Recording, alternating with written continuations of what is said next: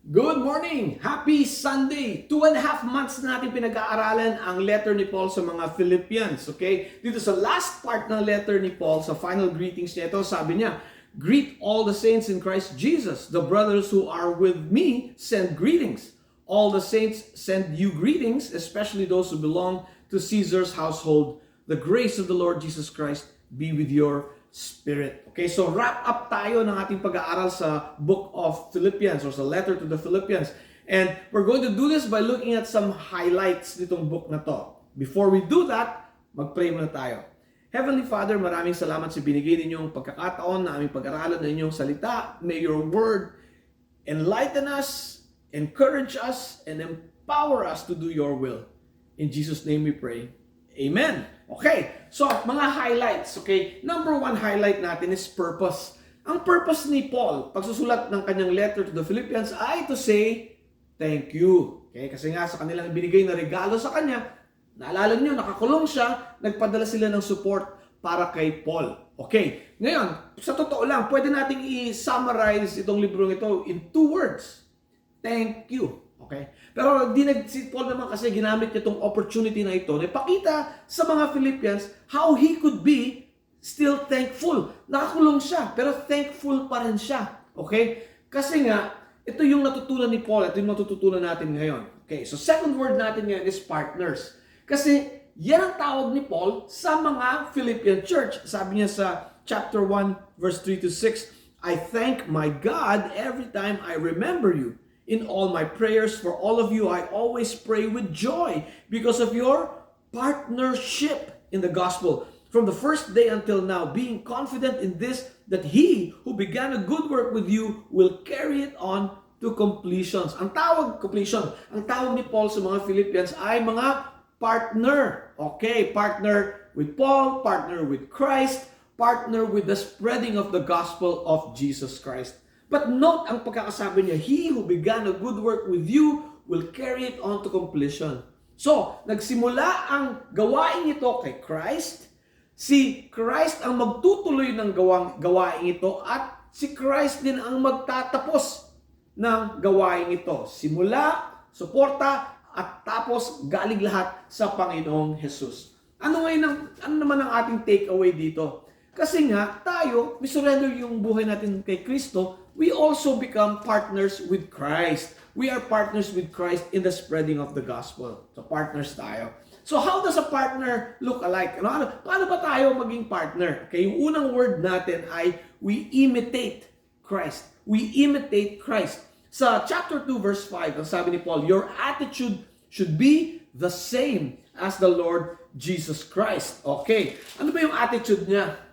Humble submission. Alam niyo, dito sa chapter 2, verse 5 hanggang 11, makikita natin isa sa pinakamagandang passage describing the humility of our Lord Jesus Christ. Kahit Diyos siya, He humbled Himself. Ito sabi ni Paul sa chapter 2, verse 5, "Your attitude should be the same as that of Jesus Christ, who being in very nature God, did not consider equality with God something to be grasped, but made Himself nothing, taking the very nature of a servant, being made in human likeness, and being found in appearance as of a man, He humbled Himself and became obedient to death, even death on a cross. Therefore God exalted Him to the highest place and gave Him the name that is above every name, that at the name of Jesus every knee should bow in heaven, on earth, and under the earth, and every tongue confess that Jesus Christ is Lord, to the glory of God the Father." Wow! What a passage!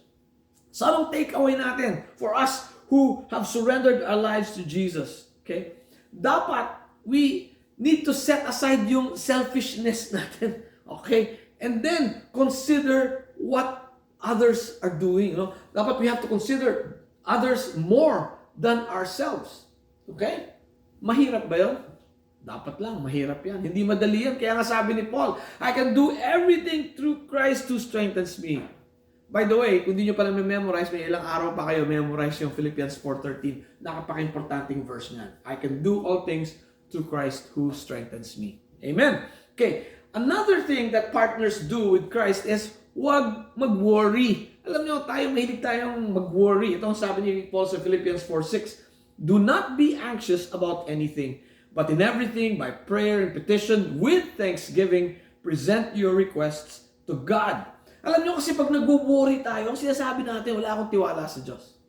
Narinig nyo ako?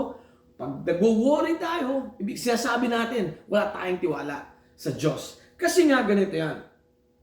Dapat total tiwala tayo sa Panginoon. Pero alam ng Panginoon tayo, warrior tayo, di ba? Mahilig tayo mag-worry. Kaya nagbigay siya ng solusyon. Anong solusyon?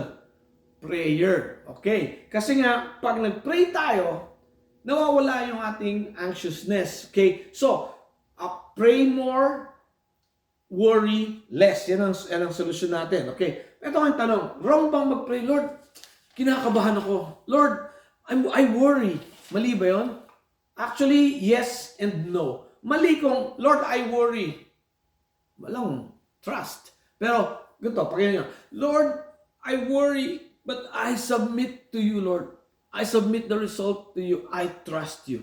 Yan. Yan ang isang prayer ng isang humble and honest and dependent person sa Panginoon. Di ba? Good. Okay. Here's another characteristic ng partners with Christ. Contento. Contentment. Okay. Ito yung sabi ni Paul sa chapter 4, verse 11 and 12. I am not saying this because I am in need, for I have learned to be content whatever the circumstances. I know what it is to be in need, and I know what it is to have plenty. I have learned the secret of being content in any and every situation. Whether well-fed or hungry, whether living in plenty or in want, I can do everything through Him who gives me strength. Okay. So, bakit ba tayo nagkakaproblema sa contentment? Kasi nga, we want something we don't have. Pag wala sa atin, parang, dapat meron ako niyan. Diba? So, anong solusyon? O, di kunin natin. Hindi yung solusyon. Ang solusyon, okay, ay ang umasa sa Diyos. Okay? Kaya, naalala nyo yung ginawa natin doon sa how we pray when we worry. Ito rin gawin natin. When we have a desire for something that we don't have, okay, why don't we convert that desire into something more positive? For example, naalala nyo yung kwento ko sa inyo, chocoholic ako. Pag nagkakaroon ako ng desire to eat chocolate, pipipray ko yung mga ibang tao. Okay, gawin natin din yan. Pag may desire tayo, be honest with the Lord. Lord, I have this desire. Bakit ba wala ako niyan? And Lord, can you change that desire into helping others? Kasi ganito yan eh. Very selfish tayo. Pag nakatingin lang tayo sa sarili natin, we just look at ourselves. Okay? Pero once naging selfless tayo ng konti, makikita natin, aba, ibang tao pala. O, di ba? At kung madagdagan pa natin yung selflessness natin, aba, yung ibang tao, may pangingailangan pala. Oo. Tapos, the more na we look less at ourselves, the more nakikita natin, may need pala yung mga tao. Tapos, papasok ang banal na spirito. Sasabihin niya, kasi ang banal na spirito is our helper. He will tell us how to help these people. Ngayon, imbes na nakafocus ka doon sa discontent mo, magpa-focus ka ngayon doon sa serving others. Di ba mas maganda? O, di ba? Yan ang solusyon. Okay, now, si Paul, okay, in summary, alam niya talaga lahat to kasi nga na-experience niya yung hirap nung nakulong siya. Pero kahit nakakulong siya, he was thankful, he had joy, he had peace, okay? Meron siya contentment, okay, hindi siya concerned, hindi siya worry, kasi nga, I can do all things through Christ who strengthens me. Yan ang nasa loob niya. Okay? And don't worry, sabi nga niya, my God will supply all your needs according to His glorious riches. Yan ang mga promise, mga pangako ng Diyos to those who have received the grace of our Lord Jesus Christ. Diba? Tanggap natin yung grace ng Panginoon sa atin lahat yan. Pero alam nyo, baka dito sa nakikinig sa atin sa podcast na to, baka meron pa sa inyo ang hindi pa natatanggap yung grace of Jesus Christ. Don't kid yourselves. Huwag kayo magsinungaling sa sarili ninyo. Kung natanggap niyo yung grasya ng Panginoon, hallelujah. Kung hindi pa, lubhot kayo. Panginoon, hinihingi ko yung grasya ninyo. And when you do that, you will understand the grace of God. And when you understand the grace of God, kasama kayo dito sa blessing ni Paul na ibinigay niya sa atin for all of us who have surrendered to Jesus Christ.